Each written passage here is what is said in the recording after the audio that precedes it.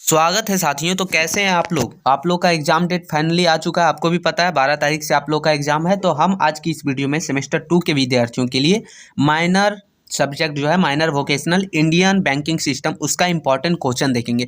दोस्तों अगर आप ये क्वेश्चन कर लेते तो पक्का है कि आपको 60 नंबर मिलेगा, यानी कि टोटल 15 नंबर वाला 4 क्वेश्चन आपका बन जाएगा इससे। ठीक है, तो आप ये क्वेश्चन को पूरा कीजिएगा। ठीक है, यहाँ मिस प्रिंट हुआ है, 27 होना चाहिए था, 26 हो गया। ठीक है, उसको आप इग्नोर कर दीजिए। चलिए आगे देखते हैं क्वेश्चन वगैरह एक एक करके अच्छे से आप समझिएगा। तो पहला क्वेश्चन हो जाता है कि भारतीय बैंक प्रणाली पर एक संक्षिप्त टिप्पणी लिखे, यानी कि भारतीय बैंक प्रणाली के बारे में आप क्या जानते हैं उसको आपको लिखना है।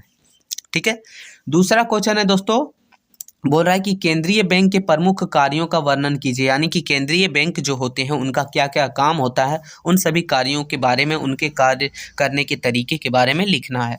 तीसरा क्वेश्चन हो जाता है कि केंद्रीय बैंक और व्यापारिक बैंक में अंतर स्पष्ट कीजिए, यानी दोनों बैंक में क्या क्या अंतर है। ठीक है, यानी कि व्यापारिक बैंक क्या होता है और उसका अंतर क्या है, और केंद्रीय बैंक क्या होता है उसका अंतर क्या है। तो ये चीज़ को आपको तीसरा नंबर क्वेश्चन में देखना है।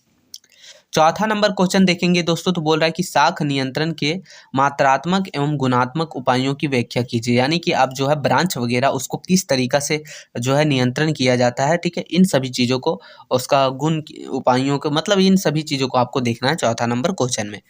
क्वेश्चन नंबर 5वां देखेंगे दोस्तों, तो बोल रहा है कि सहकारी बैंक क्या है, इसके विशेषताओं एवं कार्यों का वर्णन कीजिए, यानी कि सहकारी बैंक क्या है। सबसे पहले आपको ये समझना है, ये लिखना है, उसके बाद इसकी विशेषताएं, जितने भी इनकी विशेषताएं हैं और ये काम कैसे करते हैं, या तो फिर ये काम क्या क्या करते हैं, उन सभी चीज़ों को आपको 5वां नंबर क्वेश्चन में लिखना है दोस्तों। क्वेश्चन नंबर 6 देखेंगे दोस्तों, तो बोल रहा है कि क्षेत्रीय ग्रामीण बैंक क्या है, इसके कार्य बताइए, यानी कि भारत मतलब क्षेत्रीय ग्रामीण बैंक हैं, बहुत सारे बैंक हैं। ठीक है, तो उनका क्या क्या काम रहता है, आखिर वो बैंक क्या है। ठीक है, इन सभी चीज़ों को आपको लिखना है छठा नंबर क्वेश्चन में। 7वां नंबर क्वेश्चन देखेंगे दोस्तों, तो बोल रहा है कि भारतीय स्टेट बैंकों के कार्यों की समीक्षा कीजिए, यानी कि भारतीय स्टेट बैंक, ठीक है, उसका क्या क्या काम है, स्टेट बैंक जो है वो क्या काम करता है, कैसे काम करता है, हर एक चीज़ को आपको लिखना है 7 नंबर क्वेश्चन में। तो ये आप जरूर से ज़रूर देख लीजिएगा। 8वां नंबर क्वेश्चन हो जाता है कि भारतीय रिजर्व बैंक के प्रमुख कार्यों का वर्णन कीजिए, यानी कि भारतीय रिजर्व बैंक जो है उसका क्या क्या काम है उसके बारे में आपको वर्णन करना है। तो ये आपका हो गया 8वां नंबर क्वेश्चन दोस्तों। क्वेश्चन नंबर 9वां देखेंगे दोस्तों, तो बोल रहा है कि भारतीय स्टेट बैंक के उद्देश्यों एवं कार्यों की व्याख्या कीजिए, यानी भारतीय स्टेट बैंक जो है उसका क्या क्या उद्देश्य है, क्यों बनाया गया था उसको। ठीक है, आखिर वो काम कैसे करता है, इन सभी चीज़ों को आपको देखना है 9वां नंबर क्वेश्चन में। ठीक है, तो ये चीज़ आपको ध्यान रखिएगा।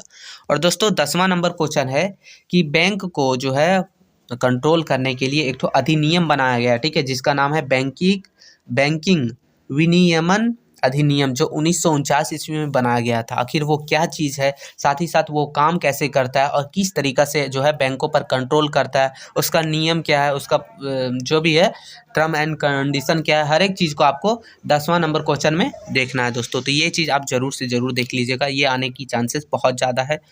11वां नंबर क्वेश्चन देखेंगे, तो बोल रहा है कि भारत में क्षेत्रीय ग्रामीण एवं सहकारी बैंकों की भूमिका का मूल्यांकन कीजिए, यानी कि भारत में जो है क्षेत्रीय ग्रामीण बैंक और सहकारी बैंक किस प्रकार से भूमिका निभा रहे हैं और किस प्रकार से वो जो है भारत के लिए एक फायदेमंद जो है साबित हो रहे हैं, इन सभी चीज़ों को आपको 11 नंबर क्वेश्चन में देखना है। क्वेश्चन नंबर 12 देखेंगे दोस्तों, तो बोल रहा है कि भारतीय रिजर्व बैंक की साख नियंत्रण प्रणाली की विवेचना कीजिए, यानी कि भारतीय रिजर्व बैंक है वो किस तरीका से अपना साख नियंत्रण प्रणाली को चलाता है, किस तरीका से नियंत्रण करता है, इन सभी चीज़ों को 12 नंबर क्वेश्चन में आप देख लीजिएगा। ठीक है, क्वेश्चन नंबर 13 देखेंगे दोस्तों, तो बोल रहा है कि मौद्रिक नीति से आप क्या समझते हैं, इसके उद्देश्य एवं सीमाएं बताइए। तो ये भी मोस्ट इम्पॉर्टेंट है। ठीक है, तो आप ये जरूर से जरूर कर लीजिएगा। क्वेश्चन नंबर 14 है दोस्तों, बोल रहा है कि समसामयिक मुद्दे पर विचार अभिव्यक्त कीजिए। तो समसामयिक मुद्दे क्या होते हैं उसके ऊपर आप अपने विचार में जो है वो अभिव्यक्त कीजिए, यानी लिखिए। ठीक है, 15 नंबर क्वेश्चन हम लोग का हो जाता है दोस्तों कि भारत के आर्थिक विकास में बैंकों की भूमिका का वर्णन कीजिए, यानी कि भारत के आर्थिक विकास में बैंकों की कैसे भूमिका है, वो किस प्रकार से भूमिका निभा रहे हैं, इन सभी चीज़ों को 15 नंबर क्वेश्चन में देखना है। तो दोस्तों यही 15 क्वेश्चन ही था। एग्जाम में टोटल 7 क्वेश्चन पूछे जाते हैं दोस्तों, 7 में से किन्हीं भी 4 का आंसर देना रहता है। आपको पता है टोटल 60 मार्क्स मिलेंगे, तो आप इसे जरा भी मत मिस कीजिएगा, पूरा पूरा क्वेश्चन लिख के आइएगा। आप अच्छे से पढ़ लीजिए, कोई दिक्कत ना, रटना नहीं पड़ेगा आपको।